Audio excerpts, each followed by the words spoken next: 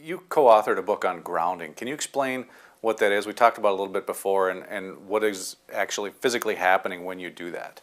Well, when you put your bare feet on the earth, you're taking in the Mother Earth energy. You see, the earth is struck by lightning maybe 1,000 times to 5,000 times a minute, particularly around the equator. Then you have solar flares, you have solar radiation coming in. And what this is basically, we've only determined with quantum physics in the last few years that electrons, they're not particles, they're wavelengths. And these electrons that are inside the earth, when we put our bare feet on the ground, whether it's the ocean, which is the best, like water, sand, especially wet sand in the ocean, grass, concrete, not asphalt, that's man-made. Brick is okay, wood is not okay. But basically, when we put our bare feet on the ground, we're taking in those electrons. And those electrons are taken into the body. It's like taking in a handful of antioxidants. So now we're taking in electrons in the body.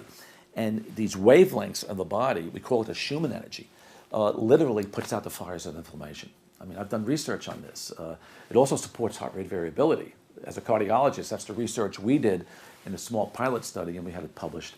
And whenever you support heart rate variability, what you're doing is you are showing, because the heart is a barometer of the autonomic nervous system. When our autonomic nervous system is jacked up from, let's say, fear or vigilance, or jacked up from Wi-Fi, we have an imbalance in the autonomic nervous system. And that's why people can develop symptoms. We have an overbalance of sympathetic drive. What grounding does, it stimulates the parasympathetic system. So we get a balance, and that's why we sleep better. We have better relationships of cortisol in the body. The other thing that grounding does is that it supports what we call zeta potential. It increases the energy between red blood cells. So the red blood cells, instead of being stuck together, they repel one another. It's like being in a traffic jam in New York City. The cars can't move, as opposed to the Autobahn in Germany. The cars are moving like this. We want our blood to be thin.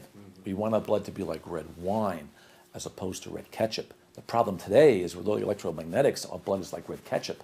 When our blood is thick, it's inflamed. And we have silent inflammation, and that's why there's so many people developing brain inflammation, heart inflammation. But you don't go to the doctor's office and say, I have inflammation. You're going in there with fatigue. I can't sleep. I got tinnitus. I got ringing into my ears. Something's wrong with my body. I have the caffeine effect in my heart. And the doctors don't know how to deal with this. They don't get it because there's no training in it.